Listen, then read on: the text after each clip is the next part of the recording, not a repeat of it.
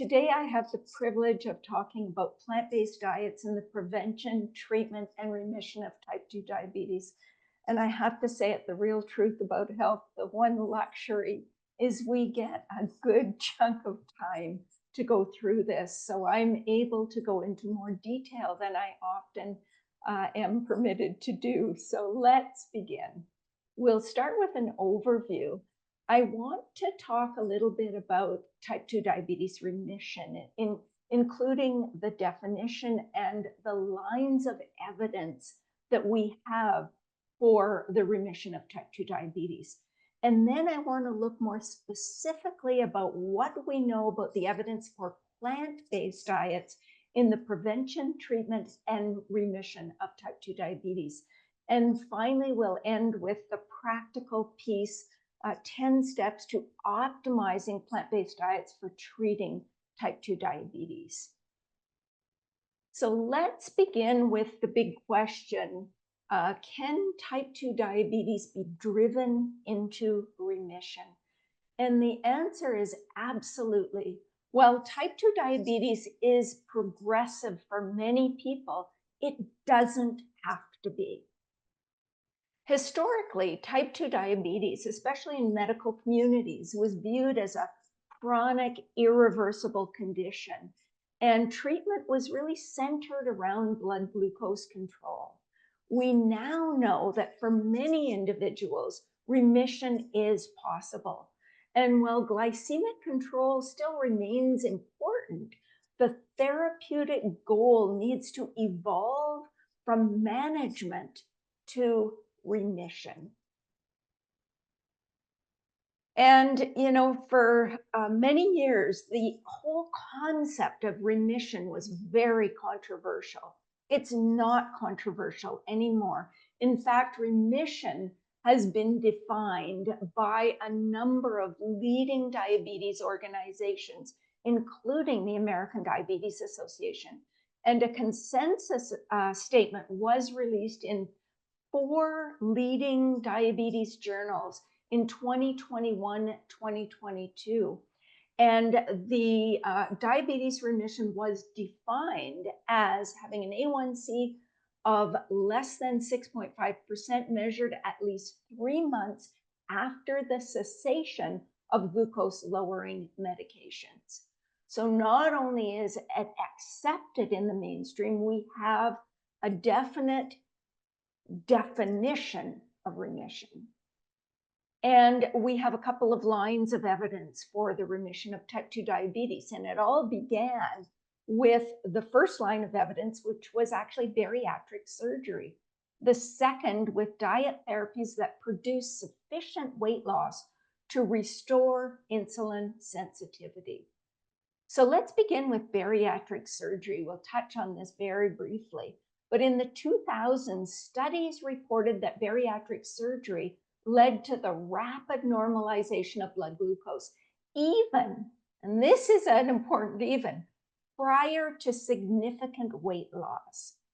And this essentially suggested that fat distribution, particularly around the liver and pancreas, may play a pivotal role in type 2 diabetes pathophysiology. And this finding intrigued a professor, Roy Taylor, who is a diabetologist in the UK. And in 2008, Professor Roy Taylor proposed the twin cycles hypothesis, which was published in the journal Diabetologia, which is a very prestigious diabetes journal. It was a conceptual leap that reframed type 2 diabetes as a reversible condition tied to excess ectopic fat in the liver and pancreas. And the twin cycles hypothesis looks like this. So cycle 1 is the liver cycle, and it involves chronic excess energy intake, which results in liver fat accumulation, followed by insulin resistance, unchecked gluconeogenesis, which is essentially a failure to suppress glucose production, and then excess insulin secretion, which results in de novo lipogenesis, or the production of fatty acids, which get dumped into the bloodstream. And this triggers cycle number 2, which is the cycle of the pancreas.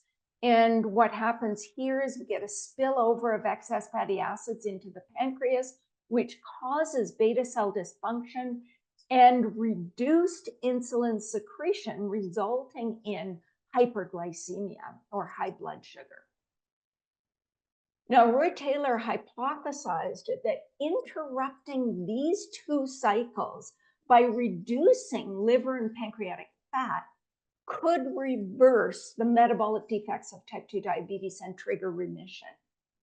And that brings us to the second line of evidence, which is diet therapies that produce sufficient weight loss. So Roy Taylor tested the twin cycles hypothesis using very low calorie diets between about 600 and 850 calories a day that featured formula shakes and non-starchy vegetables in some cases.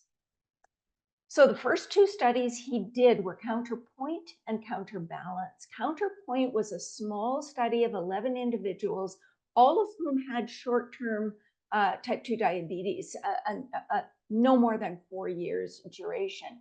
This was an 8-week trial using a very low calorie diet. And the result was that it normalized fasting glucose, it normalized the amount of fat in the liver and pancreas, and it increased insulin sensitivity. And MRI scans showed about a 30% reduction in pancreatic fat, which in turn improved beta cell function. And this essentially provided proof of concept for the twin cycles hypothesis. And then in 2016, Roy Taylor and his group did a larger study with 30 individuals. And what was interesting about this study is they included people with varying durations of type 2 diabetes. In fact, from I think about 3 months to about 23 years. And again, it was an 8-week trial with about 800 calories a day. Remission was achieved for at least 6 months in 40% of participants. Remission, however, was more likely for those with short-term type 2 diabetes duration, so who had had diabetes for no more than 6 years. Now, I should say it's really interesting that I think there were I think it was 9 people that had long-term, at least 8 years or more, diabetes, and none of them, except one, went into remission. And the one that went into remission, I believe, was the one that had had diabetes for the longest, around 23 years. Now, both liver and pancreatic fat had to fall below a personal threshold for remission, which was determined by MRI imaging. And this personal fat threshold varies widely between people. So there's a certain amount of fat that within the liver and pancreas that will trigger these insulin resistance and other metabolic problems. And these 2 studies directly tested the hypothesis, and it showed that weight loss and ectopic fat reduction could restore metabolic health even without bariatric surgery. And then Roy Taylor's group went on to do another trial in 2018, which was a much larger trial of 306 participants, all of whom had had diabetes for no more than 6 years, and all of whom were overweight with BMI or obese with a BMI between 27 and 45. And they randomized these individuals to usual care, the control group, versus a structured weight loss intervention, which was a very low calorie diet of about 825 to 853 calories per day. And again, it was total meal replacement for 12 weeks, and then reintroduction of food and maintenance to 12 months. At 12 months, 46% of the intervention participants were in remission, and that's having an A1C under 6.5% without medications. And the rate of remission was directly associated with weight loss. And I'll talk a little bit more about that a little later in the presentation. At a 2-year follow-up, 36% of these participants remained in remission, establishing that remission is durable with maintained weight loss, which means if you keep the weight off, the diabetes will continue to be in remission. And then Roy Taylor's group went on to do another really interesting study. This was smaller, 2023. This was the personal fat threshold hypothesis. There were 20 individuals, and this hypothesis suggested that different individual thresholds for lipid overspill and adverse overspill to the pancreas and adverse effects on beta cell function. And to test this hypothesis, participants with type 2 diabetes for no more than 6 years and a BMI under 27, so fairly normal weight or just very slightly overweight, underwent repeated 5% weight loss cycles using about a diet of about 800 calories a day. And in this trial, 70% of participants achieved remission with the same underlying pathophysiological changes as already demonstrated in overweight and obese individuals. This study essentially confirmed the personal fat threshold hypothesis. And then beyond Roy Taylor's work, a number of researchers in different countries from the UK, India, Thailand, Denmark, Qatar, Sri Lanka, did tests using either low calorie or very low calorie diets to see if they could induce remission in their participants. The first one, 2015, is a very famous trial called Look Ahead. And this was a very moderate program, moderate diet of 12 to 1,800 calories, moderate intensity exercise, and they achieved about 11.5% remission at a year, 9.3 at 2 years, and 7.3 at 4 years, which is pretty good considering it was a fairly moderate program. And then another program, lifestyle intervention, again, very moderate, 1,500 calories, 1 hour of walking a day, 50% achieved remission at a year and 47% at 2 years, which is just absolutely remarkable. And then in Thailand, this was a very low calorie, 600 calorie a day, 8-week trial, which resulted in 79% remission at 12 weeks and 30% at 12 months. And then a variety of other studies showing remission rates of between 23 and 60%. And generally, the intensity of the intervention will usually determine how much or how many participants actually achieve remission. Now, there was a follow-up with the Look Ahead trial. That was the large, over 5,000 people trial that we talked about in the last slide. And this followed the individuals, and they continued to follow the intensive lifestyle intervention. And for 12 years, this was the 12 to 1,800 calories a day with moderate exercise. And participants who showed evidence of diabetes remission had 33% less chronic kidney disease and 40% less cardiovascular disease, which again is just outstanding results considering it was a fairly low intensity intervention. Type 2 diabetes remission really is a new view. Together, all of these studies have changed the view that type 2 diabetes is a progressive irreversible disease. Type 2 diabetes remission is achievable via weight loss and the reduction of ectopic fat in the liver and pancreas. This significantly improves the prognosis of individuals with type 2 diabetes. So now let's move on and talk about plant-based diets in the prevention, treatment, and remission of type 2 diabetes. And we'll begin with the lines of evidence for prevention. We have 2 lines of evidence. One being studies assessing the impact of plant-based dietary patterns of different diet quality on type 2 diabetes risk. And the second being epidemiological studies comparing diabetes incidence in similar health conscious individuals with different dietary patterns. And so number one, the impact of plant-based dietary patterns with different diet quality on type 2 diabetes risk. Well, the first study I want to talk about is a systematic review and meta-analysis of 9 studies, over 307,000 participants, over 23,000 type 2 diabetes cases.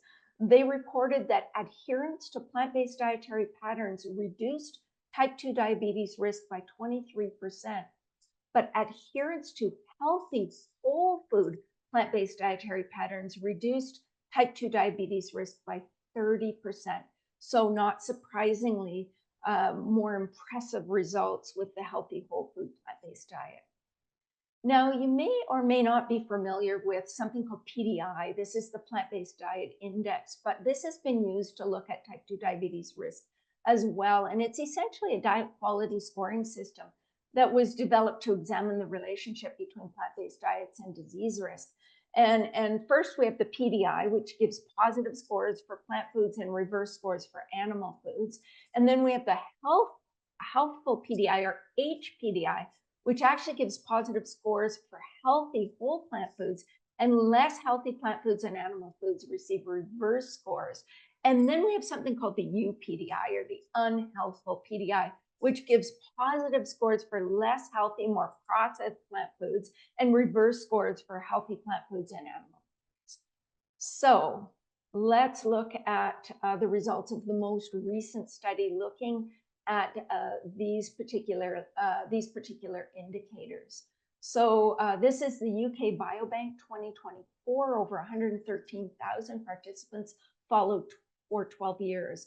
Participants in the highest quartile of HPDI, which is Healthy Plant-Based Diet Index, had a 24% reduced risk of type 2 diabetes, but participants in the highest quartile of UPDI actually had a 37% increased risk of type 2 diabetes, essentially telling us that diet quality matters. And then the second line of evidence is epidemiological evidence that compares similar health conscious individuals eating different dietary patterns. So comparing health conscious vegans to health conscious meat eaters, for example. And when there are really the two biggest cohorts that have done this are the Adventist Health Study 2 from North America.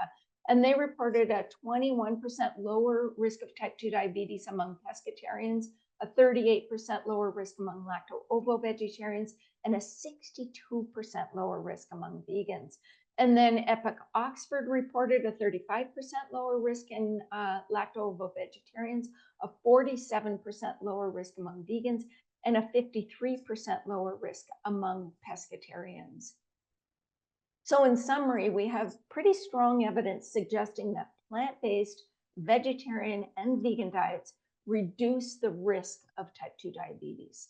So let's move on to looking at treatment and remission of type 2 diabetes. So we have strong evidence for effective treatment. We have growing evidence for remission, but it's still, I wouldn't call it strong as of yet. So let's look at the evidence for effective treatment. First, we have 8 reviews and meta-analyses that were published between 2016 and 2023 that provide strong, consistent evidence that whole food plant-based diets aid in weight loss, improve insulin sensitivity, decrease blood glucose levels, improve blood lipids, reduce or eliminate the need for medication, and decrease the risk of complications. And I want to talk just a little bit about some of the individual studies. And the first studies we had were from James Anderson's team. And this was between 1978 and 1991. And this is way before remission was on anybody's radar, I think. But what they found was a very high fiber diet, and I mean very high. This was 35 to 40 grams of fiber per 1,000 calories. So this is like 70 to 80 grams of fiber in a 2,000 calorie diet.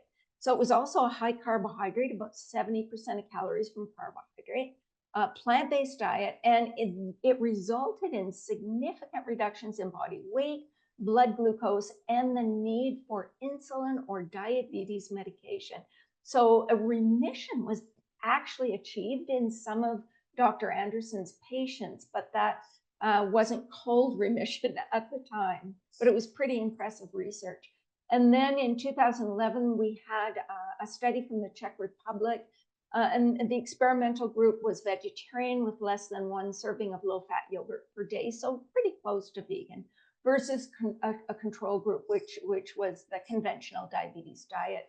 Both were calorie restricted, about minus 500 calories per day than usual diets. And the results were, in terms of weight loss, the experimental group lost lost about twice as much weight as the control group. Insulin sensitivity was about 20% greater in the control and 30% greater in the experimental group. And the reduction in medications was 5% for the control and 43% in the experimental group. So pretty impressive. And then we have some studies from the United States, 2006 and 2009, that compared a low-fat vegan diet versus an American Diabetes Association diet. And there were 99 participants. The 2006 report was following the participants for 22 weeks, and then the same participants in the 2009 report that had been followed for 74 weeks. And the treatment effects were consistently more impressive on the low-fat vegan diet than on the ADA diet. Hemoglobin reduction was 0.34% on the low-fat, or 0.34 points on the low-fat and 0.14 on the ADA diet. Weight loss was 4.4 kilograms on vegan and 3 on the ADA. And cholesterol was reduced 13.5 milligrams per deciliter on the vegan diet and only 3.4 on the ADA diet. Another study from South Korea compared, this was at 93 participants with type 2 diabetes. They compared a vegan versus a conventional Korean Diabetes Association diet for 12 weeks. And again, mean A1C reductions were more impressive for the vegan diet, 0.5% on average, but 0.9% or 0.9 percentage points for high compliance. And in the Korean Diabetes Association diet, the numbers were much smaller. Glycemic control was better with the vegan diet as well. And then we have a study from 2023 that looks at acute effect of DASH versus a whole food plant-based diet on insulin requirements and associated markers. And for those of you that aren't familiar with DASH, this is a very popular therapeutic diet. The acronym stands for Dietary Approaches to Stop Hypertension. And this study was very small, 15 participants. It was just 4 weeks in length, but it was still very revealing. So the first week, people consumed the baseline diet, their usual diet. Week 2, they consumed DASH. Week 3, whole food plant-based, and week 4, DASH. And the DASH diet is a diet that is fairly plant forward. It's sort of a healthy, higher fruit and vegetable, higher whole grain type of diet. So it's considered a good therapeutic diet. Each diet was provided ad libitum, which means people could eat as much as they wanted of the meals that were provided. And the whole food plant-based diet, of course, was a diet in which whole plant foods predominate. So legumes, vegetables, fruits, whole grains, nuts, and seeds. And highly processed foods were minimized, added fat, sugar, and salt were minimized.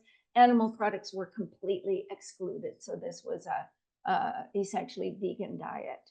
And so let's take a look at the results. So daily insulin dose was reduced by 39% on the whole food plant-based diet compared to 24 and 30 for DASH 1 and 2.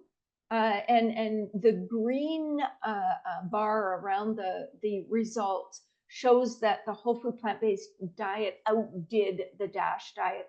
Red bar means the DASH diet outdid the whole food plant-based diet. And in this case, it was just by a squeak. It was a 22% reduction For the whole food plant-based diet, in average 24-hour blood glucose levels, and it was a 24% reduction in DASH1 and 2. And then for fasting blood glucose, we saw a 29% reduction for whole food plant-based compared to 15 and 19 for DASH1 and 2. And you'll notice the rest of the bars are all green. So the whole food plant-based outdid DASH in every other indicator. An insulin sensitivity index improved 38% with whole food plant-based and only 17 and 4% in DASH1 and 2. HOMA-IR, which is a measure of insulin resistance, was reduced by 49% with whole food plant-based compared to 30 and 28 for DASH1 and 2. HSCRP, which is our measure of inflammation, was reduced 42% in the whole food plant-based week compared to 16 and 15 in DASH1 and 2. And then the final marker, LDL cholesterol, was reduced 31% in whole food plant-based versus baseline. And it was 11 and 14 in DASH1 and 2. So the conclusions of this study were that adopting either a DASH or whole food plant-based diet can result in large and rapid changes in insulin needs, insulin resistance, cholesterol, and inflammation among individuals with insulin-dependent, this was individuals with insulin-dependent type 2 diabetes, with whole food plant-based diets having the most impressive benefits for most outcomes. So now let's move on to looking at the evidence for remission. So the first study, which is a very small study, it wasn't randomized, so not considered high quality, but nonetheless profound results. N equals 13, so 13 participants with type 2 diabetes. They were provided a whole food, high nutrient density, nutritarian Joel Fuhrman diet for 7 months. The mean A1C dropped from 8.2% to 5.8%, a drop of 2.4%. 62% of participants achieved normal glycemic measures, which was defined at this time in this study as under 6%. So if they would have used today's definition of under 6.5%, that percentage may have been somewhat higher. And the mean weight loss was 47 pounds, so unbelievable. Anyway, tremendous results in this study. Then we have CardioPrev 2023. They examined changes in plant protein intake in 177 participants and its impact on diabetes remission. Type 2 diabetes remission was 71% more likely in those who increased plant protein intake compared with those who decreased its intake. So again, very, very impressive.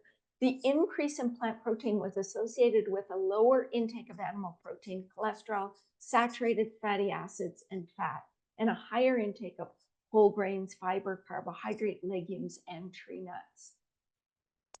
In 2023, the American College of Lifestyle Medicine published a case series, and this was ACLM physicians had submitted 59 eligible case histories on patients with type 2 diabetes who received lifestyle interventions. 40 of these individuals were on glucose-lowering medications. Participants were asked to eat a low-fat, whole food, plant-predominant diet, exercise for a minimum of 150 minutes per week, and avoid tobacco products. And the results post-lifestyle change, so this is at least 6 months following the initiation of the intervention. 46% of patients were no longer taking diabetes medications, and 37% achieved remission. And that was defined as an A1C under 6.5% at least 3 months after the cessation of diabetes medications. And in 2022, the American College of Lifestyle Medicine put together an expert panel and wrote a consensus statement on dietary interventions to treat type 2 diabetes. And the panel consisted of individuals from a variety of well-respected diabetes organizations. I was very privileged to be part of that panel. And the expert panel reached consensus that the diet that is most effective in achieving remission emphasizes whole plant foods and unrefined carbohydrate sources minimizes ultra-processed food, meat, and other animal products. So now to the exciting part for me, I get to share my personal experience with a randomized control trial in the Marshall Islands. And for those of you who are not familiar with the Marshall Islands, they are located just north of the equator, so in the North Pacific Ocean, about halfway between Hawaii and Australia. They are, as you can see, very remote, a couple of 1,000 miles from pretty much any other country. And in the Marshall Islands, there is among the highest prevalence of type 2 diabetes globally. It is now about 25, just over 25%, and that is down from over 30% previously. I think the highest was about 34%. Over half of hospital admissions in Madrid are due to diabetes, and about half of all surgeries are amputations due to diabetes. So you might wonder, was diabetes a problem in the past? And a century ago, diabetes was pretty much unheard of in the Marshall Islands. Even in the 1950s, only 3 people were known to have the disease. And people at this time were slim, they were physically active, and they lived off the land, eating mainly indigenous plants and fish, as you can see here. So they ate a lot of coconut, they ate breadfruit, bananas, this fruit called pandanus, whatever green leaves were edible, and whatever they could catch or collect from the ocean. So what happened? How did they go from having no diabetes to having among the highest rates of diabetes in the world?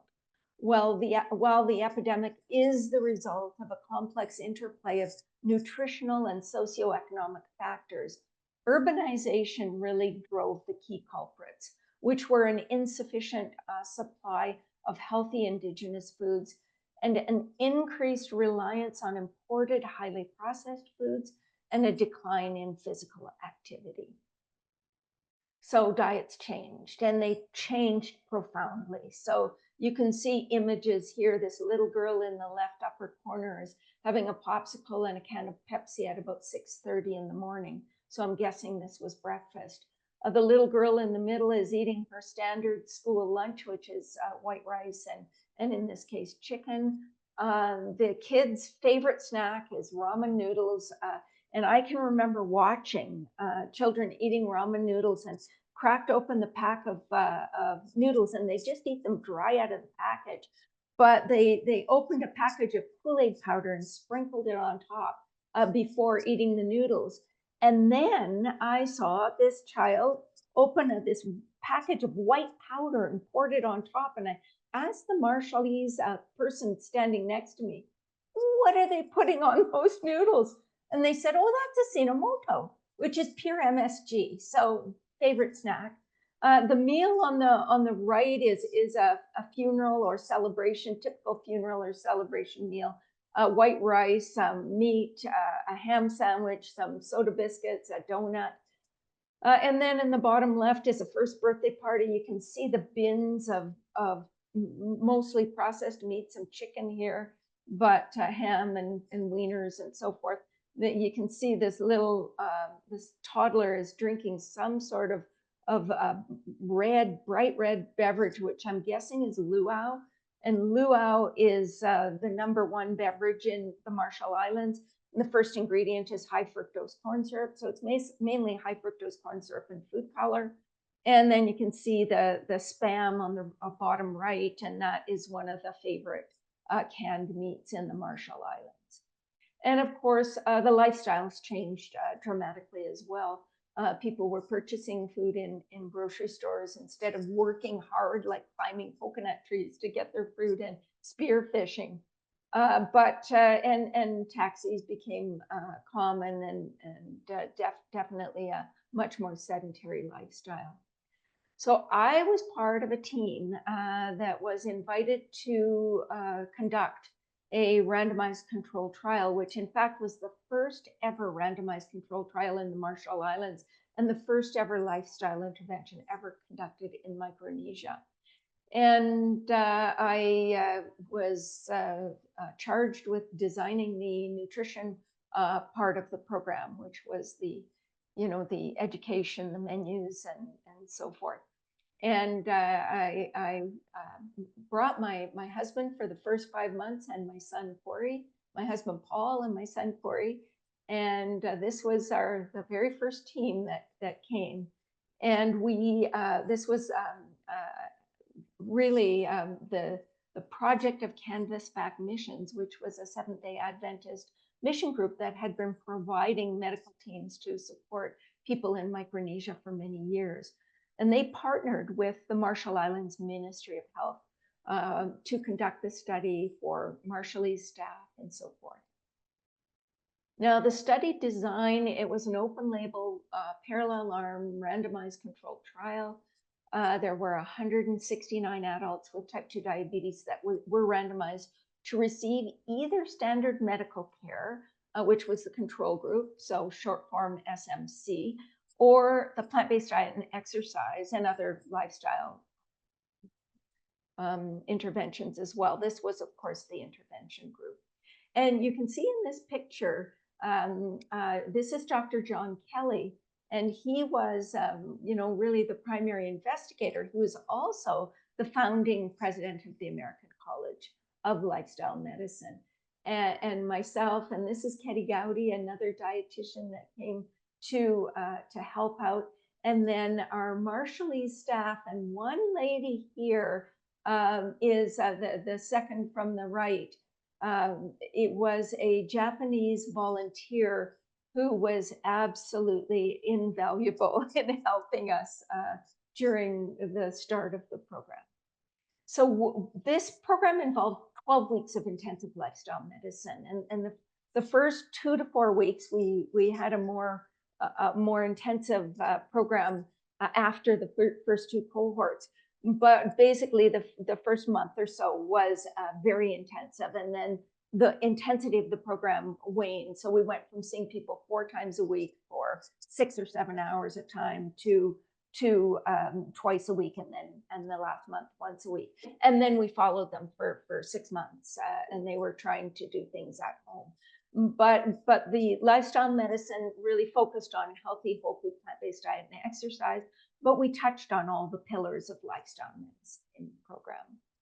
The diet was very high in fiber, high in phytochemicals and antioxidants. It had minimal highly processed foods, and it was relatively low in fat, but not as low in fat as the studies we talked about, the PCRM studies, the 2006, 2009, that were more like 10% of calories from fat. So ours included more nuts and seeds.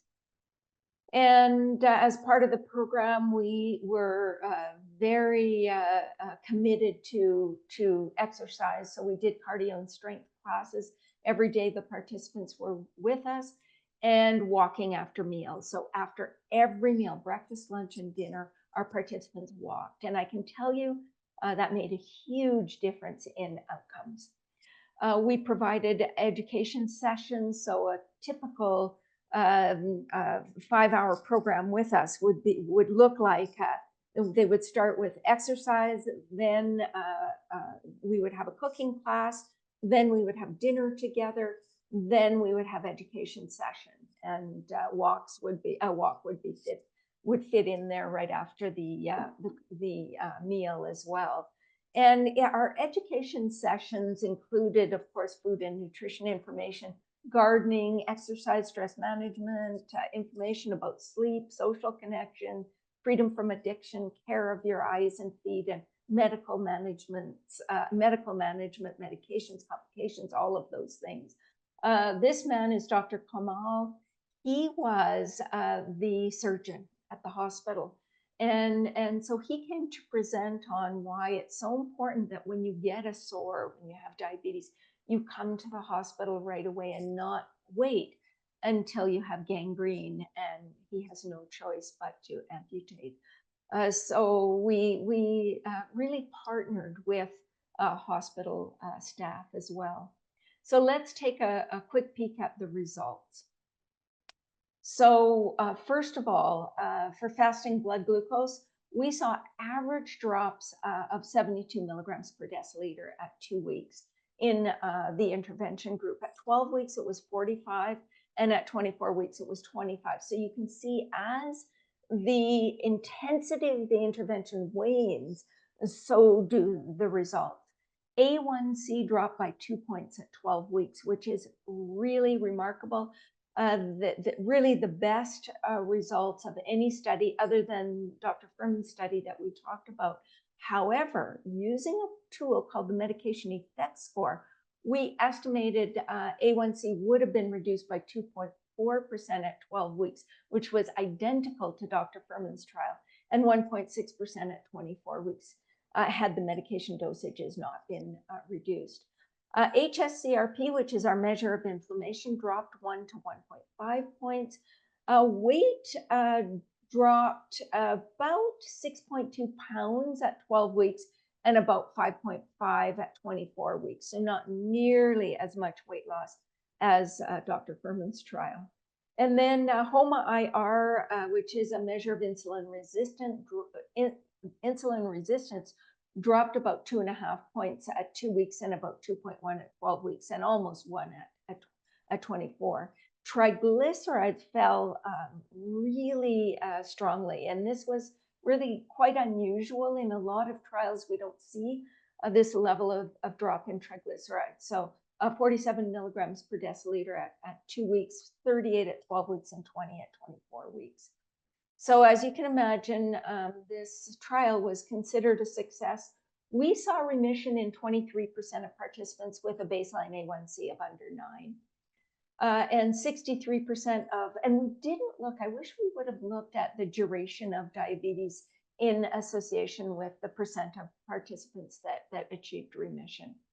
63% of medicated patients reduced their glucose lowering medications, and we saw significant reductions in blood pressure as well. Participants reported less pain, less disability, clearer thinking, better sleep, and less constipation. So, and our research has been published in a couple of places. It was, first of all, we published the protocol in 2019 in Frontiers of Nutrition. And then just last year, 2024, in Diabetologia, one of the leading diabetes journals, we published the results paper. So I'm just delighted with that. So many people ask me, could this type of program work at home? And the answer is absolutely. If there is hope in the Marshall Islands, given the enormous barriers they face, there is hope at home.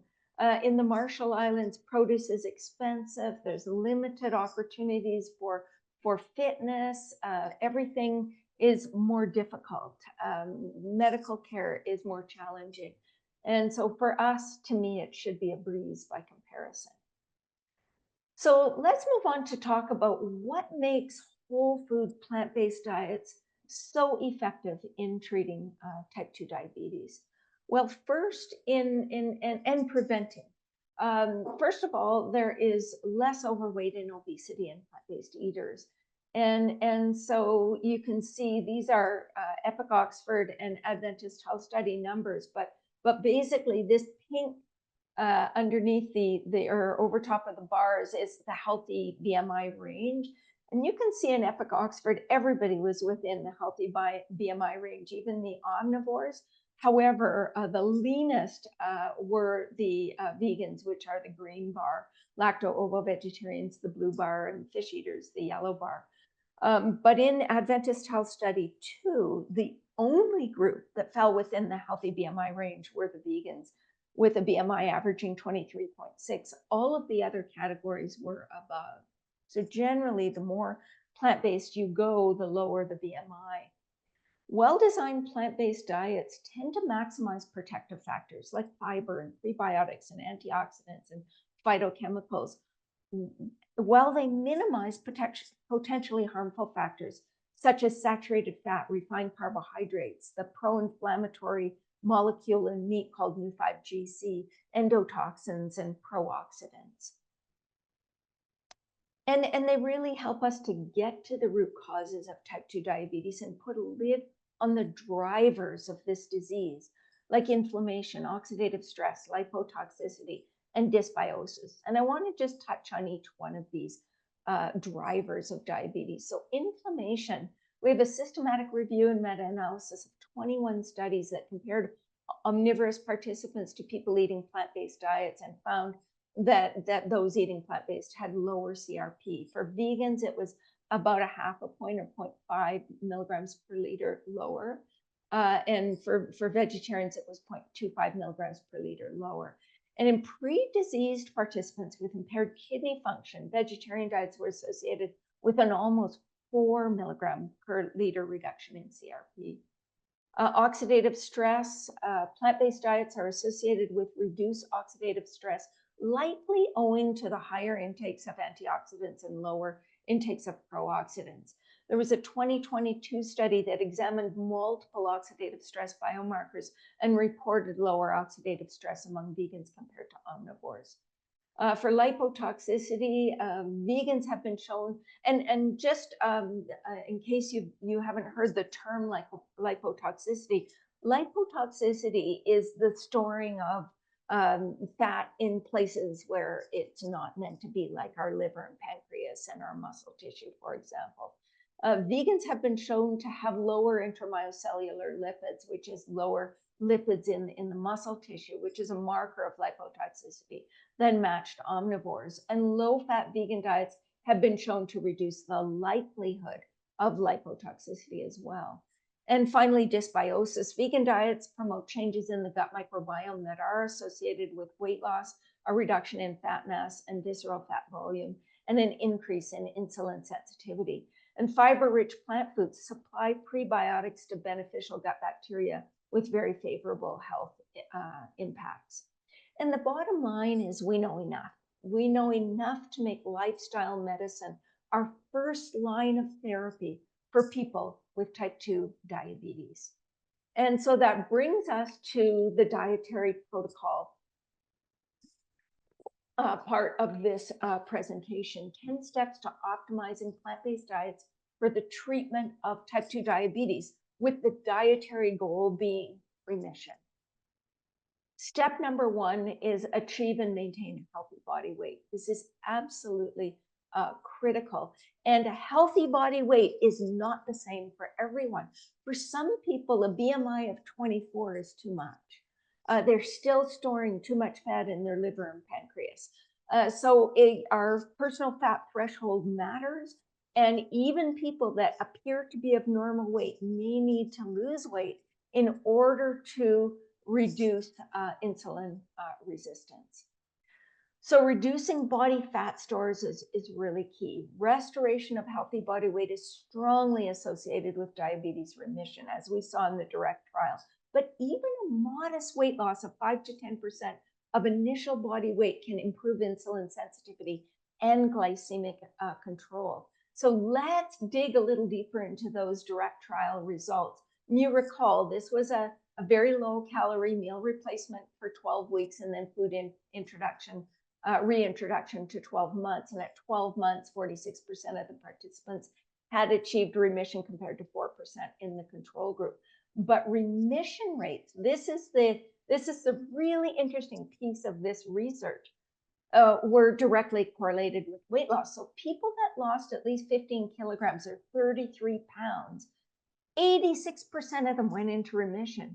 People that lost 10 to 15 kilos or 22 to 33 pounds, 57% went into remission.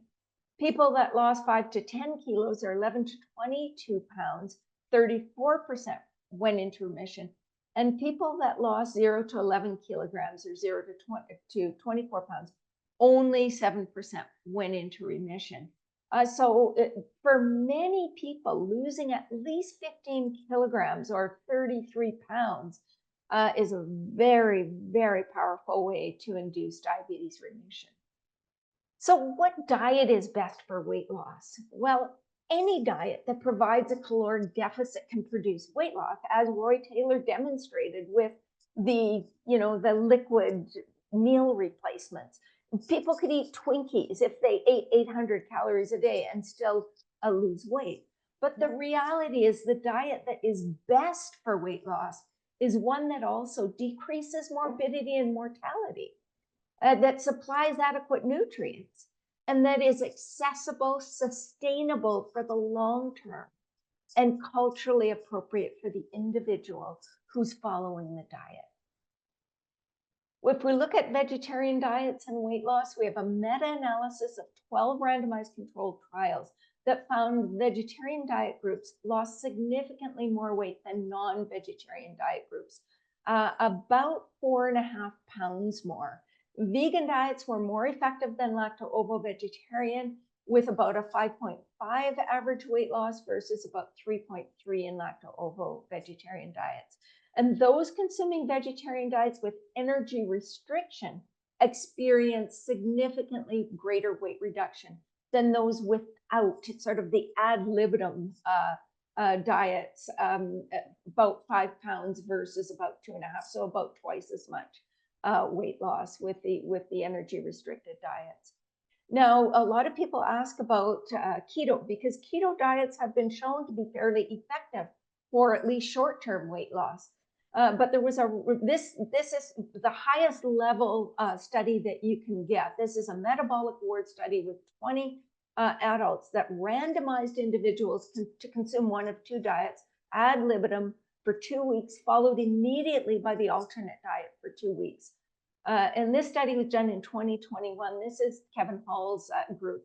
And they compared the two diets were the minimally processed plant-based low-fat diet, about 10% fat, 75% carbohydrate, and then a minimally processed animal-based keto diet, about 75% fat and 10% carbohydrate. So flipping those two numbers.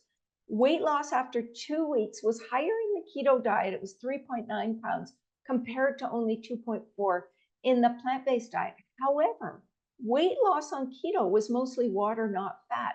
Fat loss was over 3 times greater with the plant-based diet at about 51 grams versus 16 grams per day on the keto diet. And effective strategies, probably the most effective strategies for energy restriction are, number one, continuous energy restriction. So that's diets that reduce overall energy intake. And here we're talking about lower, very low calorie diets. It might be a 1,200 calorie diet or a 1,500 calorie diet. In these kinds of diets, medical supervision is required, especially for those who are on insulin or diabetes medications. The second effective strategy is a modified fast. And this is either time-restricted feeding, limiting food intake to a certain window, say from 10 in the morning till 4 in the afternoon or something like that. And secondly, intermittent fasting, restricting energy 2 to 3 days a week or alternate days. And then the third is reducing meal frequency. Eating 2 meals a day seems to be more effective for producing weight loss than eating the exact same number of calories in 6 meals a day. And finally, modified timing of meals, not eating at least 2 or 3 hours before bedtime. I think best is to eat an early dinner and to stop eating after dinner and not eat again until breakfast the next day. So practical pointers here.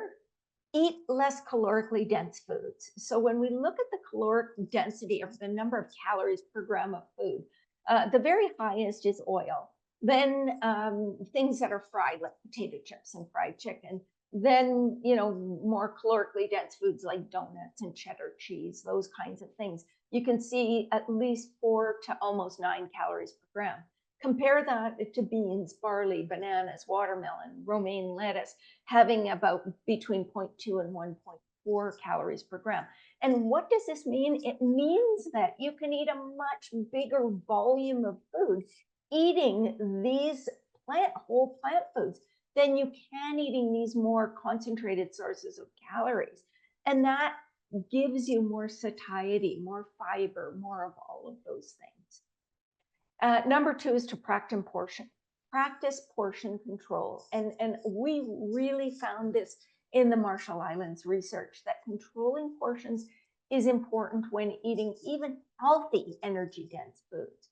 So we controlled portions of concentrated carbohydrates, grains, starchy vegetables, dried fruits, and found that made a big difference in our results. So just measuring out and making sure you're not over consuming those more concentrated calorie sources. And then also concentrated fat sources like nuts and seeds and avocados and olives and coconut. These foods have a lot of calories per gram, so we need to be aware of that and to eat smaller portions.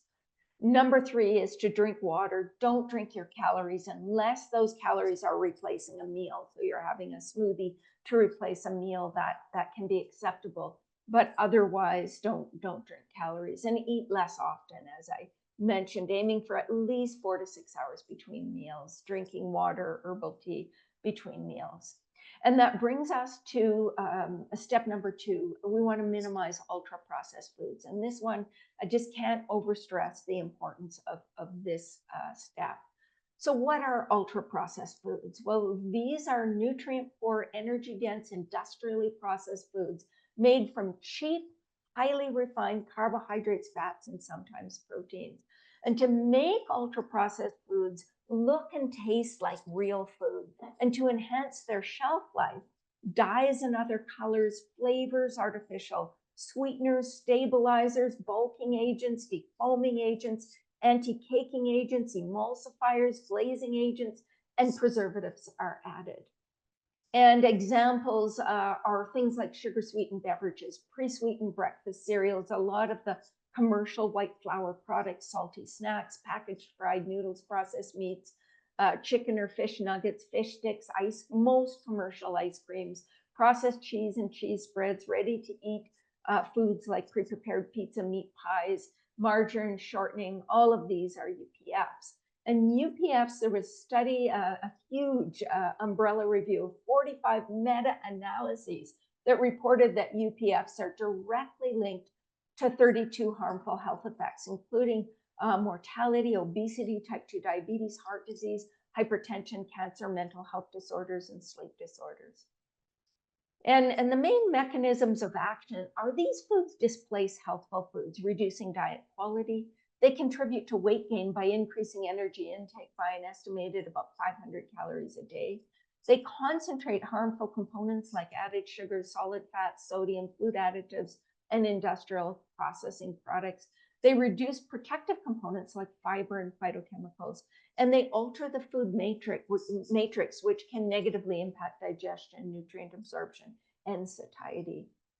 And UPFs are physically addictive. Ultra-processed foods concentrate flavors that are very dilute in nature. And when these flavors, and we're talking about salt and fat and sweet flavors, when these flavors are combined in a single food, it makes them hyperpalatable and very difficult to stop eating. UPF foods cause intense cravings. They evoke similar levels of dopamine in the brain to those seen with nicotine and alcohol. And unfortunately, the American diet is largely UPF. It's estimated that close to 60% of food in the typical American diet is ultra-processed, with the highest quintile being over 80%. So that's bad news. Practical pointers here: to reduce UPFs, we want to prioritize whole and minimally processed foods. We want to cook at home more often. Start making healthy swaps, like swap white for whole grain bread, sweetened yogurt for plain yogurt plus fresh fruit. Avoid sweet drinks and minimize foods with labels. If you do buy a food with a label, compare added sugar, fat, salt, hydrogenated oils. Look for few ingredients in the product. Number 3 is to make whole plant foods our key sources of carbohydrates. And contrary to popular opinion, carbohydrates are not the enemy. Carbohydrates from whole foods are consistently protective to human health. And if we look at the carbohydrate content of food, and this is, I think, one of the most powerful images to counter the belief that carbohydrates are bad. If you look at the carbohydrate content of fruits, vegetables, and this is starchy vegetables, grains, legumes, and non-starchy vegetables, these foods derive 58 to 92% of their calories from carbohydrates.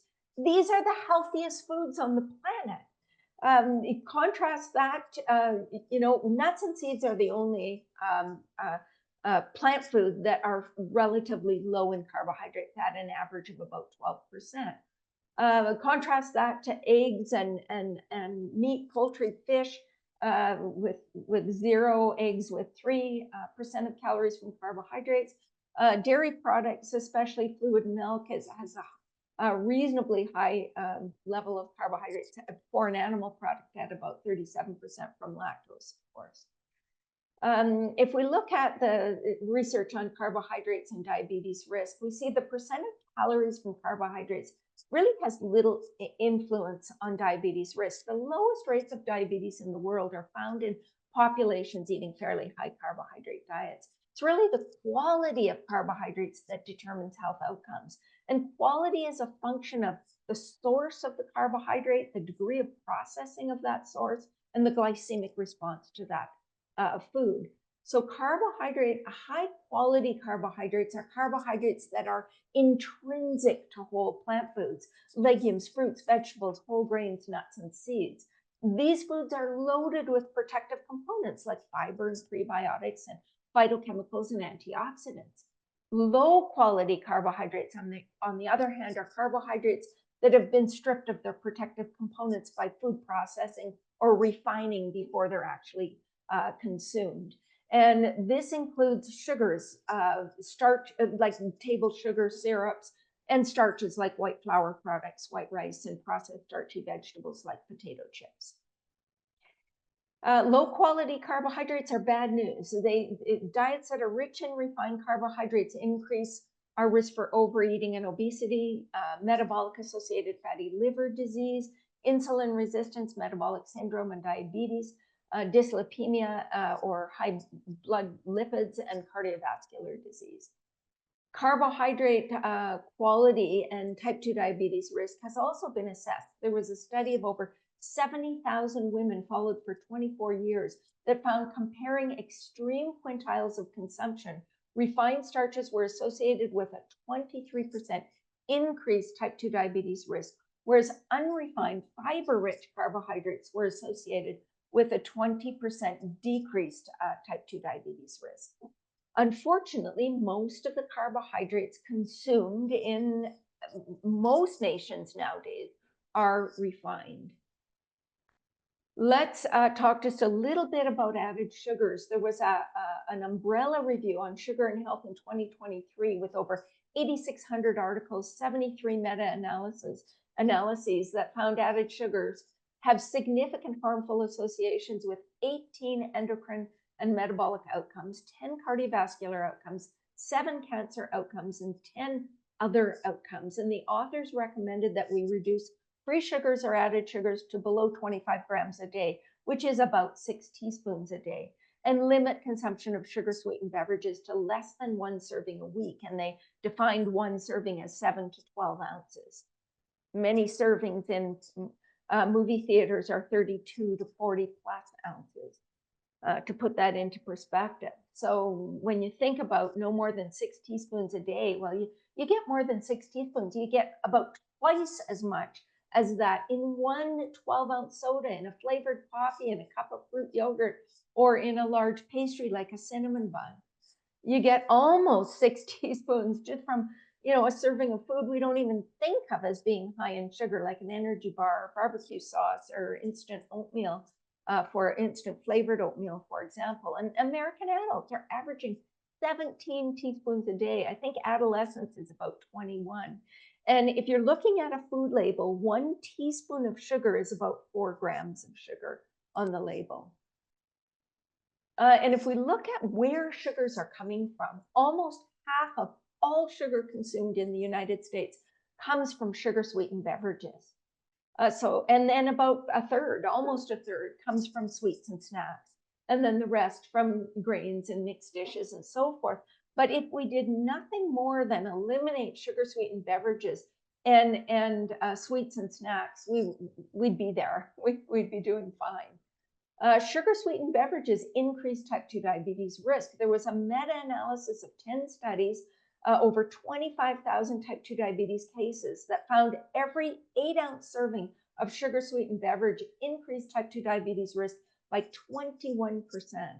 So this is huge. It's a similar song and dance for refined starches. So when you take a kernel of wheat and you turn it into white flour, you're essentially left with just endosperm. You're removing the bran, which is the outer layer, which provides the fiber and several of the minerals, and the germ, which is really the storehouse of nutrients and phytochemicals in that kernel of wheat. So in the process, you lose 80 to 90% of the fiber, 70 to 80% of the vitamins and minerals, and about 95% of the protective phytochemicals. And then, of course, nobody eats a bowl of white flour. Before they eat the flour, we tend to add fat and sugar and salt and food additives, and then we eat the white flour. And therein lies the problem. Not only have you removed most of what is of value to human health, but you've actually added a bunch of components we know are associated with increased risk. And so this is bad news, and we need to stop eating this stuff, essentially. On the other hand, whole grains have been found to reduce type 2 diabetes risk. There was a meta-analysis of 45 studies that reported a 51% reduced risk of type 2 diabetes for every 3 servings of whole grains consumed per day. But we also need to recognize, and this is critical when we're trying to drive diabetes into remission, all whole grains are not created equal. A granola bar does not equal a bowl of oatmeal, and a box of flaked kamut cereal doesn't equal a kamut berry salad. There is a hierarchy of whole grains, and that hierarchy is predicated upon the degree of processing of those whole grains. We're not talking about, white flour products. We're not talking about refined grains here. We're talking about whole grains, but they are still processed. And so we need to consider that when we decide what whole grains to include. The whole grains you want to include are intact whole grains like barley, oat groats, quinoa. These grains take a long time to break down and absorb into the bloodstream. There's nothing added to them. There's nothing really taken away except for that outer husk. Then we have cut whole grains, then rolled, then shredded, then ground, then flaked, then puffed. And as we go down this list and increase the degree of processing, we're increasing exposure to heat and light and oxygen and pressure. We are increasing the surface area of the grain and the rate at which it will be absorbed into the bloodstream, and we're decreasing nutritional value. So for maximum impact, we want to sort of stick to intact and cut whole grains mainly. Some rolled whole grains is fine, but we don't want to go much below that very often. So when we eat grains, we want them mainly intact. So practical pointers here: get carbohydrates from high fiber whole plant foods, avoid added sugars, especially in processed foods and beverages, and minimize all refined carbohydrates, both starches and sugars. Number 4 is to bulk up on fiber. Fiber intake reduces type 2 diabetes risk. So meeting the AI for fiber was associated with a 20 to 35% reduced risk of developing type 2 diabetes in this particular study. And there was one meta-analysis of 17 studies that reported a 6% decrease in type 2 diabetes risk for every 2 grams of fiber consumed. Unbelievable. So you add 20 grams and you can multiply that by 10 times. So how does fiber afford protection? Well, fiber helps regulate appetite and promote weight loss. It controls blood glucose and improves insulin sensitivity. It may help to reduce inflammation, and it reduces the risk of cardiovascular disease, colorectal cancer, and overall mortality. It also promotes a healthy gut microbiome, which cannot be understated. This is hugely important. Dysbiosis, or an unhealthy gut microbiome, fuels type 2 diabetes. People with type 2 diabetes are at significantly higher risk for dysbiosis, which has a profound impact on metabolic activities and overall health. An unhealthy gut microbiota contributes to increased gut permeability, chronic inflammation, visceral fat accumulation, and decreased glucose tolerance, and insulin resistance, non-alcoholic or metabolic associated fatty liver disease. And I should have said it cannot be overstated, not understated. The gut microbiome affects every single body system. So a diet is a key determinant of the gut microbiome health. A high fiber, whole food, plant-rich diet provides prebiotics, or essentially food for our friendly gut microbes, supporting healthy gut flora. Western diets, on the other hand, are associated with changes in the gut microbiota that fuel obesity and metabolic disease. So recommended intakes in North America are 14 grams per 1,000 calories, at least 25 grams a day for most women, 38 for most men. Actual intakes are about half that, at about 16 grams a day. Now, if you recall, James Anderson used 35 to 40 grams per 1,000 calories, so much higher. And then high fiber intakes, at least 20 grams per 1,000 calories per day, with at least a third viscous fiber, have been shown to improve glycemic control and blood lipids as well. So if we look at sources of fiber, insoluble or non-viscous fiber has been found to reduce diabetes risk. So this is found in almost all plant foods, but wheat and other grains, lentils, beans, corn, pumpkins, mushrooms, apples, bananas, nuts, seeds are all sources. And the soluble fiber or viscous fiber has been found to improve glycemic control. And this is more in sticky foods like beans and barley, oats, chia, flax seeds, avocados, citrus fruits, beets, Brussels sprouts, dark greens, all have more soluble fiber. And if we look at the concentration of fiber in food, the most concentrated source of fiber is legumes at about 10 to 20 grams per cup, followed by avocados, whole grains and berries, and then all other plant foods, vegetables, fruits, nuts, and seeds. Only plant foods can contain fiber. Animal products contain no fiber at all. And so low fiber foods are refined carbohydrates, fast foods, highly processed foods, and no fiber foods are meat, poultry, fish, eggs, and dairy products, fat, oil, and sugar. So I often get asked the question, is resistant starch actually a type of fiber? And well, it's not technically fiber. Resistant starch acts very much like fiber. It's a type of carbohydrate that resists being digested in the small intestine, and it reaches the colon intact and is then fermented by beneficial gut bacteria, producing short-chain fatty acids like butyrate, which are highly anti-inflammatory. And resistant starch offers many health benefits, including improved insulin sensitivity and better glycemic control. And the key types of resistant starch in whole plant foods are they're labeled RS1, RS2, and RS3. And RS1 is the resistant starch that's found in physically inaccessible starch that's trapped in fibrous cell walls, which if you eat whole flax seeds or even legumes or grains, you'll get some of this type of resistant starch. RS2, the second group, is naturally resistant starch due to granular structure of the starch, and you would find that in raw potatoes and green bananas, for example. And then RS3 is the third category, is retrograded starch, and it's formed when starchy foods like pasta, potatoes, or rice are cooked and then cooled. And fortunately, this resistant starch is retained even if the food is reheated. So that's kind of a bonus. Sorry about that.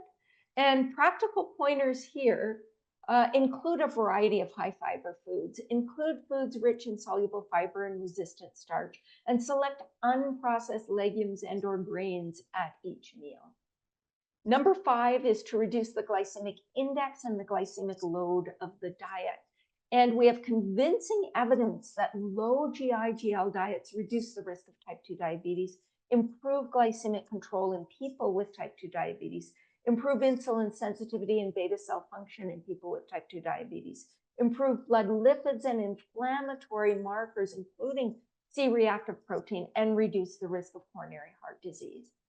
And we've even quantified the impact. So there was a meta-analysis of 24 studies that reported type 2 diabetes risk rose by 27% for every 10 units of GI and 26% for every 80 grams of glycemic load in a 2,000 calorie diet. And there are many factors that impact glycemic index. Of course, the degree of processing, as I already mentioned, but the type of sugar present. So fructose has a less of an impact than glucose, for example. The type of starch present, amylose has a lesser impact than amylopectin. The amount and type of fiber present, the physical barrier around the food, the ripeness. Very ripe foods have a much higher glycemic index than less ripe food. So like a green banana would have a much lower glycemic index than a green banana. Cooking time, the longer we cook, the higher the index will become. Particle size, the smaller the particle size, the greater the glycemic impact will be. The density of the food. So you can take a white flour and make pasta and make white bread, but because the white bread is light and fluffy, it will have a higher glycemic impact than the pasta, which is more dense, even though they're both made with white flour and water. And then crystallinity, and this goes back to that, cooked and cooled starchy food. And of course, after you cool it, the crystallinity helps to reduce the glycemic impact. Now, there's some cautions around glycemic index and load, because glycemic index and load do not determine the nutritional quality of the food. For example, low carbohydrate foods have a low GI/GL because they don't contain carbohydrates or very few carbohydrates, even though they can increase the risk of type 2 diabetes and its complications, like processed meats, for example. High-fat foods like deep-fried potatoes actually have a lower GI than a more healthful baked potato. So you need to use caution when you're looking at GI and GL to select your food. Practical pointers here to lower the GI and GL of a whole food, plant-based, healthy whole food plant-based diet. You want to emphasize non-starchy vegetables, legumes, and small servings of nuts and seeds. You want to control serving sizes of starchy vegetables and grains.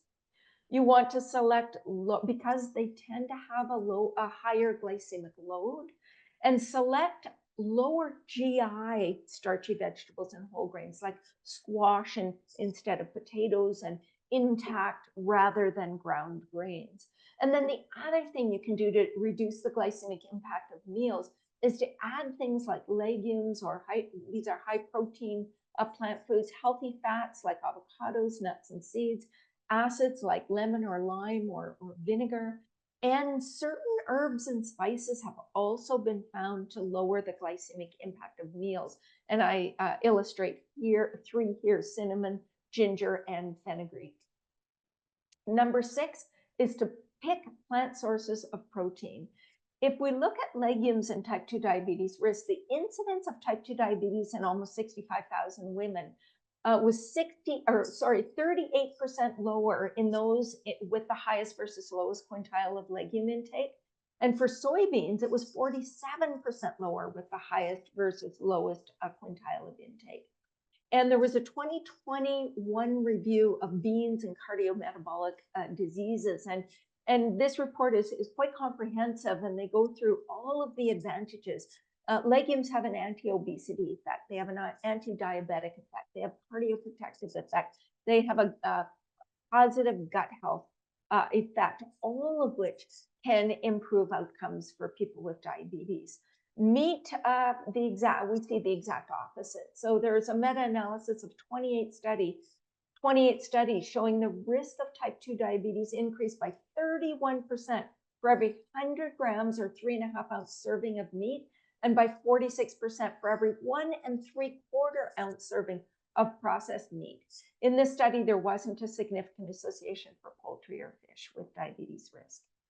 And high protein, there was another study of over 6,000 individuals followed for 18 years that found protein intakes exceeding 20% of calories increased type 2 diabetes risk almost 4 times for people 50 to 65 years of age, and over 10 times for people over 65.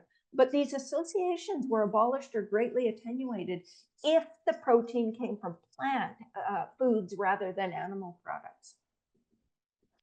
And so why do legumes have an advantage over meat? Well, if we look at the components in foods that have a positive impact, like fiber and phytochemicals and antioxidants and pre and probiotics and plant sterols and stanols, these tend to be higher, very high in legumes, and they tend to be virtually absent from meat. When we look at the things that we're trying to reduce because they're more pathogenic or harmful, like saturated fat, trans fatty acid, Nu5GC, TMAO, precursors, pro-oxidants, products of high temperature cooking, and endotoxins. These tend to be low or zero in legumes, whereas they're moderate to high in meat. So it's not rocket science. This is what we would expect to see. Practical pointers here: we want to make plants our primary protein sources. Eat whole legumes at least once a day. Include minimally processed soy products, tofu, tempeh, and unsweetened soy milk. Eat moderate amounts of nuts and seeds. And although veggie meat alternatives have advantages over meat, they tend to be high in fat and sodium. So if they're used, you want to consume them less often and compare labels. Number 7 is rely on whole plant foods for fat and include omega-3 fatty acid sources. When it comes to fat, both quality and quantity of fat matter, but quality appears to be more critical in terms of risk and progression of diabetes. And if we look at types of fatty acids in type 2 diabetes, trans fatty acids and saturated fats from meat have adverse effects on fasting plasma glucose and insulin sensitivity. Unsaturated fatty acids, on the other hand, tend to improve insulin sensitivity. Oxidized fats, when we expose fatty acids to high temperatures, as in frying or grilling, this promotes the formation of harmful products of oxidation. And oxidative stress increases the risk of fatty liver disease, insulin resistance, and type 2 diabetes. The most healthful fats are high-fat whole plant foods, which are rich in unsaturated fats, and of course, many other protective components. By contrast, concentrated fats and oils are far more calorically dense, less nutrient dense, have no fiber, so they're best minimized in a diet in which we're trying to reverse insulin resistance and drive diabetes into remission. Now, nuts, when there was a study that showed when fully adjusted, type 2 diabetes risk was cut in half in those consuming at least 2 servings of nuts per week compared to those consuming less than once a week. And we don't have the similar kinds of studies on seeds, but based on their nutritional profile, their impact would likely be even more impressive. So we need to optimize omega-3 fatty acids as well. We want to ensure sufficient alpha-linolenic acid, at least 1.1 grams a day for females, at least 1.6 for males, and we would want to double that when we don't have EPA and DHA. But I would suggest people include direct sources of EPA and DHA if they have diabetes. And so let's take a look at plant sources of ALA. Well, walnuts provide about 2.6 grams in an ounce. Chia seeds about 1.8, flax seeds about 1.6 in a tablespoon, and hemp seeds about 1 per tablespoon. And the reason for including EPA and DHA is type 2 diabetes tends to negatively affect the enzymes that are responsible for converting ALA to EPA and DHA. And EPA and DHA have been associated with hypolipemic and anti-inflammatory effects and a small reduction in A1C. So that may be of value. And fish tends to be the primary source, but fish is also of EPA and DHA in the diet. But fish is also a notable source of contaminants that can negatively impact diabetes outcomes. So microalgae-based EPA and DHA is a safer plant-based option. How much would I suggest? I would suggest 500 to 1,000 milligrams per day. Practical pointers here. We want to be picky about fat. Get fat from whole plant foods. Reduce saturated fat, especially from meat. Avoid highly processed foods with added fat. Avoid fried foods. limit concentrated fats and oils, and include reliable sources of omega-3 fatty acids. Step number 8 is to maximize phytochemicals and antioxidants. The most concentrated sources are whole plant foods, herbs and spices, sprouts, fermented foods, and teas, including green teas and herbal teas and so forth. And phytochemicals and antioxidants protect against diabetes and can enhance dietary treatment. The main mechanisms of action are they reduce oxidative stress and inflammation, they enhance gut microbiota, they improve fasting glucose and insulin sensitivity, and they stimulate insulin secretion and insulin signaling.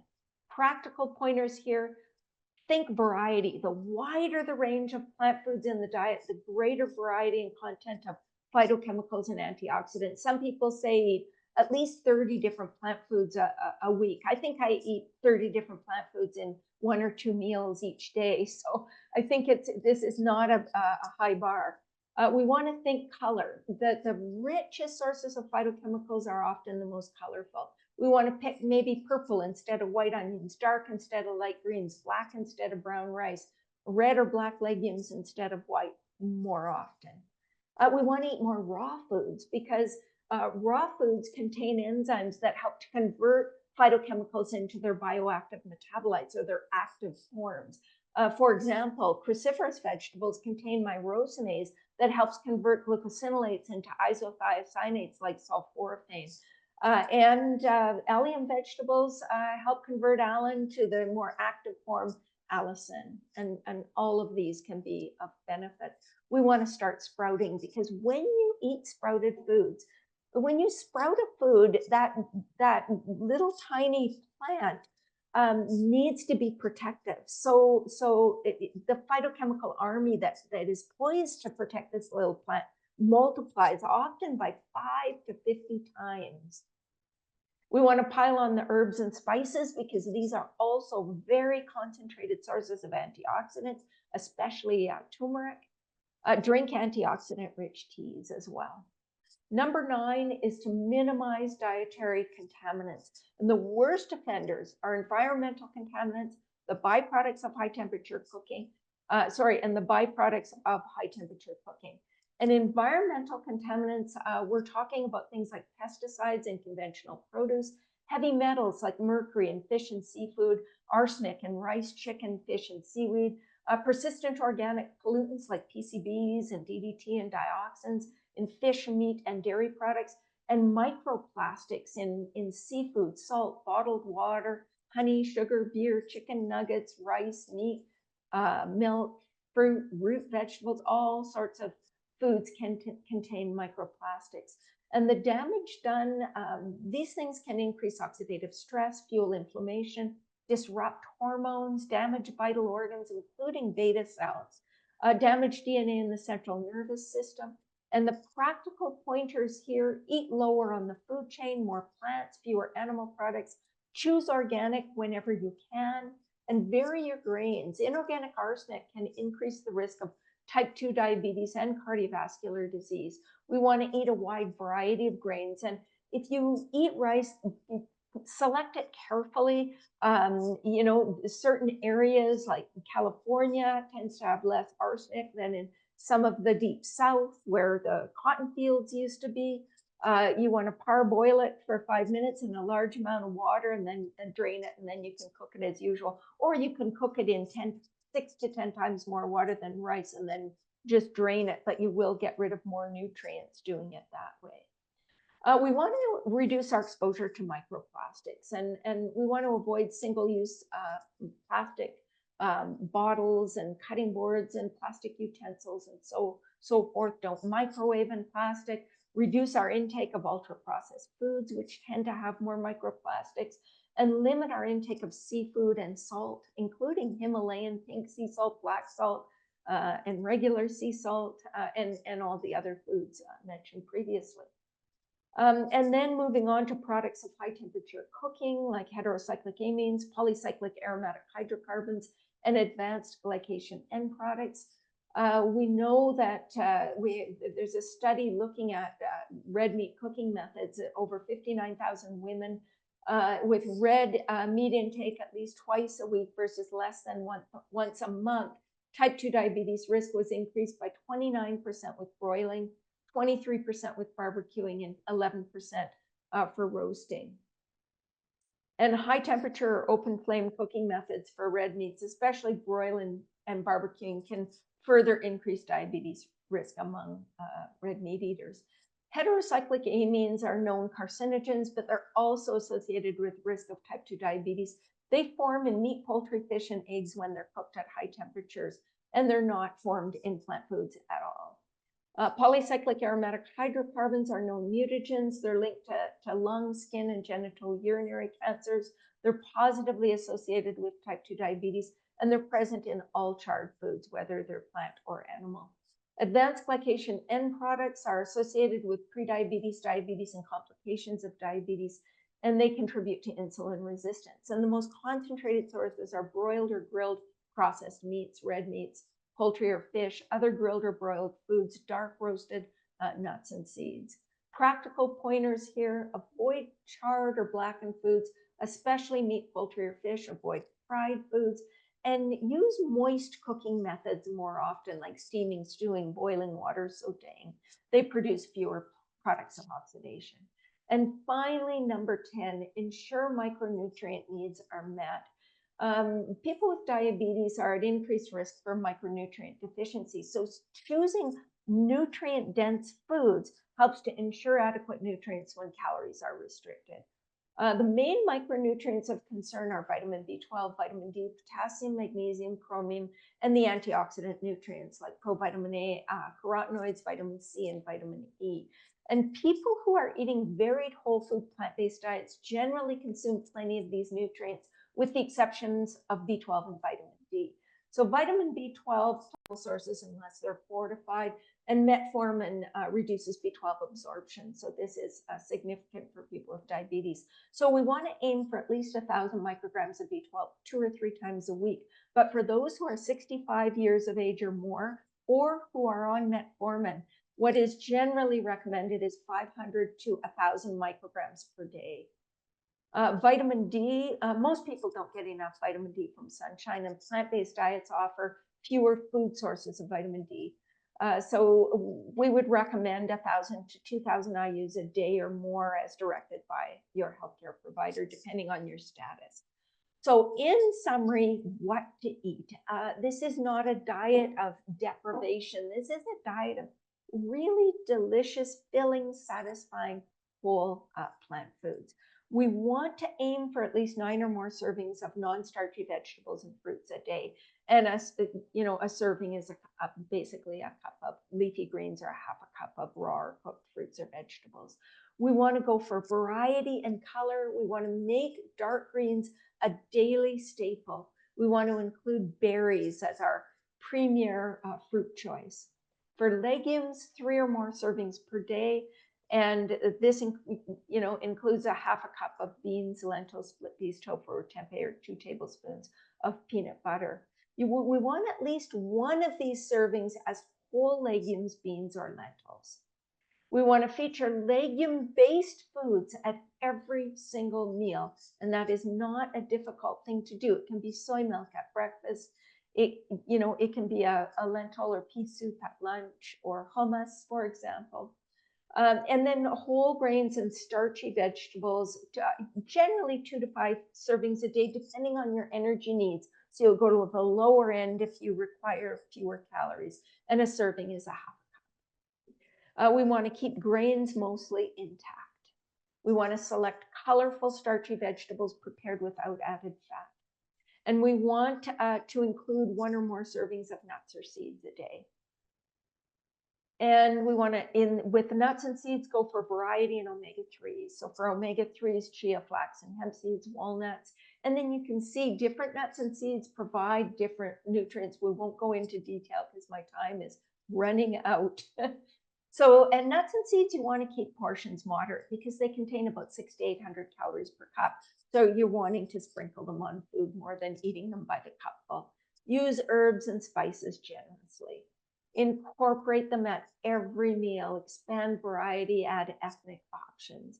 And again, herbs and spices, many have been found to have benefits for people with type 2 diabetes. So our take-home message is you have the power to reclaim your health. You are the CEO of your body. You decide what you put in your mouth. You decide how you'll move your feet. Every time you eat or drink, you either fight type 2 diabetes or feed type 2 diabetes. Whole food, plant-based diets are highly effective tools in the treatment of type 2 diabetes. And these are two of my latest books on diabetes. And I will say thank you for listening, and I will stop my share so I can take questions. Thank you so much, Brenda, for all of that information. That was Oh, you're so very welcome. It's my privilege. You're so thorough. So it's really it's amazing to learn all that information. Thank you. We have about 19 or so minutes left. So why don't we go ahead and hop into the question? So actually, I just want to make sure I heard something correctly in one of the things you said. So I think a lot of people are familiar with the issue with brown rice and arsenic. So you're saying that by parboiling it for 5 minutes, dumping out the water, rinsing it, and then finishing boiling it, that actually pulls out most of the arsenic. So it's probably about 80% is what they've found. And so, we used to say boil it in 6 to 10 times more water than rice. But what we found is that actually reduces nutrients pretty significantly. So by just boiling it in the water for 5 minutes in the large amount of water, draining it, and then doing the 2 parts water to 1 part rice as you normally would, you're getting rid of the arsenic, but you're preserving the nutrients. And so if we chose a healthy source, like, India, Pakistan, Northern California are healthier locations because they have less arsenic. And then we did that, then we can eat rice more regularly, because I kind of took it out of my diet because of the arsenic. Yeah, I would say so. I tend not to eat rice that often. One of the reasons I choose other grains is because rice has probably one of the highest carbon footprints of all grains and all plant foods for that matter. So I do eat rice. I tend to eat more black rice or wild rice, but I use it more occasionally, probably once a month or something like that. But I know there are cultures for whom rice is such a staple. It's such an important part of their culture. And for those individuals that, choosing it from the countries where there tends to be less arsenic in the rice and then doing that, it is particular. And for me, I don't even worry about it, to be honest, because I eat it so rarely. But for people that are eating it regularly, I think that it makes sense to do both of those things if it's a part of, especially a part of your nearly daily diet. Yeah. Thank you. So, there's always this, clash of diets, and you spoke a little bit about keto. One diet that has, it always seems like a reframing of the same thing, but that's now called carnivore diet, which I think is even more meat, or some people even eat 100% meat, right? There's Jordan Peterson, who had medical issues, and him and his daughter both had medical issues. They went to 100% meat. They swear that they have that their depression cleared up and some specific medical issues cleared up. Assuming that they're telling the truth, right? Because I don't know why they would lie about that, but it's possible. Assuming they're telling the truth, can you explain why that would happen? And then that lends it to, do some people need to eat differently than others? Well, I would say, first of all, it may be that they had a sensitivity to something that they were eating.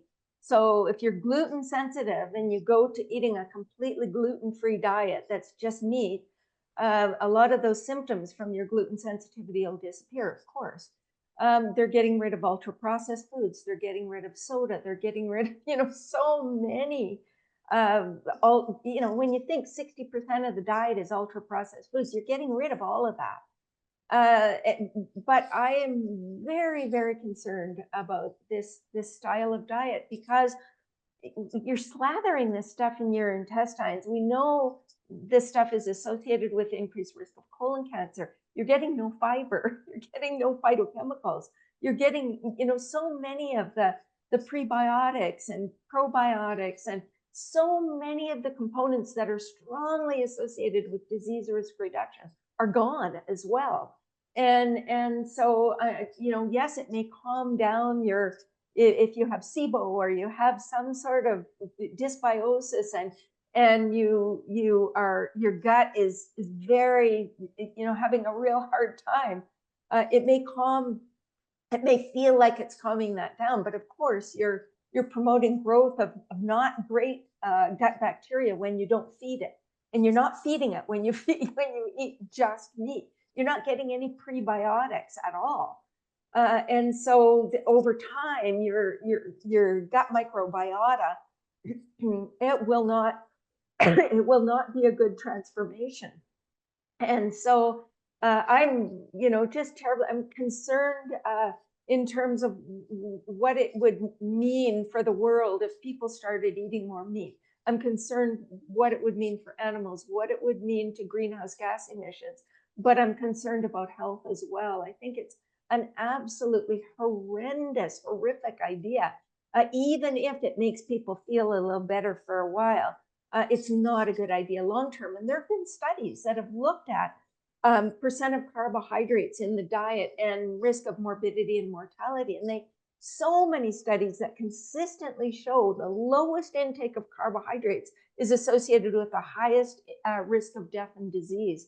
And, you know, in one study, the 2018 study that I'm thinking of, that was really Seidelman, I think it was a really important study. And it, you know, they found the lowest death rates at about 50 to 55% of calories from carbohydrates. But when you looked at the higher death rates in the very highest carbohydrate intake, that was associated with people that were very poor, eating a lot of highly processed carbohydrates. The people that were getting their carbohydrates from whole foods had the lowest risk of all. So I think we just need to be very, very careful when, you know, we're considering making that kind of extreme change in a diet. And you know, we know that people can do well, including some animal products like Mediterranean diets and DASH diets and these kinds of diets, that they can still live very healthy lives. We see plenty of Olympic athletes who include animal products in their diets. But for therapeutic benefit, whole food plant-based diets, I think, are second to none. And for environmental and you know, animal concerns, they're really the only option. And so we just need to figure out how to get maximum benefit, how to make sure they are nutritionally, you know, perfect for us. So the studies that you reference, are they long-term studies? Like if someone does a carnivore diet for 30, 40, 50 years, I mean, if they live that long, right? Are there any, is No. anyone in the world doing this? Has anyone in the world? I'm not sure if they've started, but you know, long-term nutrition studies are really hard to do. It's hard to randomize a person to eat this way for the rest of your life. It's also hard to fund a study like that, because there's no big pharma funding it. Who's going to fund a study like that? So those kinds of studies are far and few in between. Well, I don't know of any. And historically, you know, sometimes you'll hear, you know, the Inuit people, colloquially called Eskimos, or, you know, having eaten high levels of whale fat for a long period of time. My understanding is the health was not very good. Are there any populations, so without doing a study, is there any population that eats in this way around the world that is, you know, has robust health? Not that I know of. I mean, you know, we can think of some of the hunter-gatherer type populations, but a lot of those populations actually consume a lot of plants. You know, one of the big misconceptions in so many people following paleo diets is that paleo diets are mainly meat. But in fact, people in the Paleolithic period consumed about 100 to 150 grams of fiber a day. Fiber doesn't come in meat. Most vegans get about 60 or 70 grams of fiber a day. They were getting twice that much. obviously they were eating a lot of plants. And so, it's a common misconception that these, these people that are living off the land aren't eating plants. And of course, it depended where, if they were closer to the equator, they were eating more plants. If they were further north, they were getting more of their calories from animal products. But regardless, they still tended to be consuming a fair number of plants. Okay, so based on your research, what is the typical time frame in which individuals with type 2 diabetes might see initial improvements in blood sugar levels after adopting a whole food plant-based diet? This is such a fun question. Thank you for asking. It's almost immediate. And as a matter of fact, when I was in the Marshall Islands, I think this was the biggest surprise of all. I could not believe how fast a change starts to happen. So within a day or two, you see a decrease in after meal blood sugars. And that's often because we've reduced dietary fat and refined carbohydrates, but it happens pretty much immediately. Within 3 to 7 days, we see lower fasting glucose and improved insulin sensitivity. Even within liver, we see reduced hepatic fat, and so reduced, improved insulin sensitivity, as I mentioned. And then within a month, there are measurable changes in A1C. Within 3 to 6 months, we see sustained improvements in A1C, body weight, lipids, and diabetes remission in many cases. So it starts to happen right away. So in your work in the Marshall Islands study, what were some of the key dietary changes implemented, and which do you believe were most impactful in reversing diabetes? Well, when you look at the diet in the Marshall Islands, they were eating maybe 5 to 8 grams of fiber a day. They were eating very few whole plant foods. And so, increasing fiber and fruits and vegetables was really, really important. Dark leafy greens, changing from meat to legumes, unbelievable difference and taking out the processed meats. So that was huge as well. We took out refined carbohydrates, and almost all of the grains they got were intact. Some little bit cut, some rolled in the stuff they would take home, like muesli to soak overnight. But it was, mostly intact grains. And then we also did things like adding, acid or vinegar, lemon or lime or vinegar with meals, some herbs and spices that were protective. We included seeds with most of our meals. So, a seed mix at breakfast, some seeds on the salad at lunch. So all of these things. And then, of course, we encouraged water intake and not consuming any liquid calories. We didn't do liquid calories at all, really. Had herbal teas were offered, that kind of thing. But all of those were really, really important. You mentioned vinegar. Does like a balsamic vinegar glaze, is that something that's okay to put on your food? Does that count? Well, it's a little higher in sugar and calories. So you need to really look at those labels, and they're very tasty and they're fat free. So a lot of people really enjoy those, but you do need to be cautious that they can be quite high in sugar. Thank you. How do the blood sugar improvements seen on a plant-based diet compare to those typically achieved with conventional dietary recommendations for type 2 diabetes? Well, we have a number of studies, and we saw in the Marshall Islands, compared to usual treatment, a huge difference in A1C reductions, probably about 1.3 percentage point difference, because we saw the control group dropped, really blood glucose dropped because they were trying to copy what we were doing, which was funny, but it happened. And then, you can remember the PCRM studies, 2006, 2009. It was a drop with the whole food plant-based. It was around 1.23 or something percent versus 0.38 for the American Diabetes Association diet. And it goes on and on. And whole food plant-based diets very consistently outperform conventional diets for glycemic control. And I think, the Marshall Islands trial probably had one of the greatest differences of all. But yeah, we've seen it over and over again. Almost every study I know that's looked at that has been favorable for plant-based diets. So, assuming that you're familiar with T. Colin Campbell's work in his latest book, The Future of Nutrition, he talks about how saturated fat, while it's not great, it isn't really bioactive, and the real issue isn't saturated fat per se. It's that saturated fat is a stand-in for animal protein, and animal protein is really the problem. What are your thoughts on that? I think, to be honest, I think they're both a problem. I think we have enough studies looking at the impact of saturated fat on cell structure, on receptor sites, on insulin sensitivity, insulin resistance, that we know saturated fat increases risk.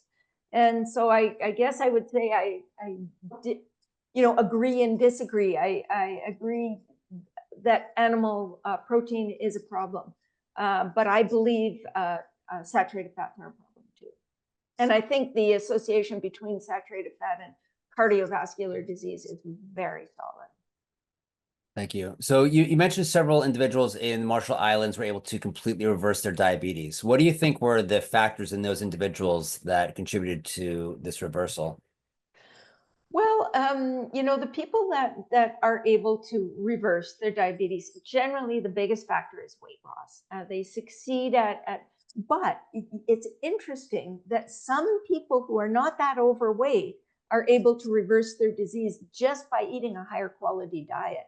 And so, there are several things. So weight loss was one. Physical activity and walking after meals. I was blown away by what a difference that made. So for anybody with diabetes, begin walking every time you eat. Walk after you eat. It makes a huge difference in glycemic control. But the other things, of course, they all mattered. The intact grains, limiting the portion sizes. I can remember the first week of our intervention, we did an ad libitum. We just put the barley in a bowl, put the grains or starchy vegetables, and let people serve themselves and have as much as they want. And our postprandial after meal blood glucoses were not what we were hoping. And so the second week we said, okay, time to tighten our belts here. And we started measuring out. And I specifically would tell the staff, this person, and this person gets a quarter cup. These get a third of a cup. These get a half a cup. And we were strict, and it made all the difference in the world. So we learned very quickly that we couldn't say eat as much as you want of these starchy foods, and especially for people that are more insulin resistant at first, they need to lose the weight. They need to get rid of the fat from the liver and the pancreas to restore insulin sensitivity, and then they can manage a little better. But yeah, all of those things. Great. We have about a minute left. You want any last comments you want to leave the audience with? Well, I would say that, to me, the good news is that doing a therapeutic plant-based diet is just a win on so many levels. It's because not only if you have diabetes, not only can you drive your diabetes into remission, but you can dramatically reduce your risk of getting cardiovascular disease and non-alcoholic fatty liver disease or metabolic associated fatty liver disease. You just protect yourself from so many different conditions. And then the other thing is long term, you're reducing your impact on the ecosystems, or improving your carbon footprint. You're choosing something that is a much more compassionate way of eating for food animals, and so it's just a win on so many levels. I love that you really have the power yourself to make those changes. And I know it's not easy for a lot of people who are really physically addicted to the food. And so a support group, just reach out, get as much support as you can from your local community or online communities. There are a lot of good ones that can support you through this kind of change in your life. And I'll tell you, you'll never look back. Processed foods don't even taste like foods once you've been doing this for a while. Well, with that, I'd like to say thank you. Another amazing presentation. We really appreciate that. If we can unmute the audience, please. Food. Thank you very much. Great. Thank you, Brenda. Thanks, Thank you, Brenda. Brenda. Thank you. Wait.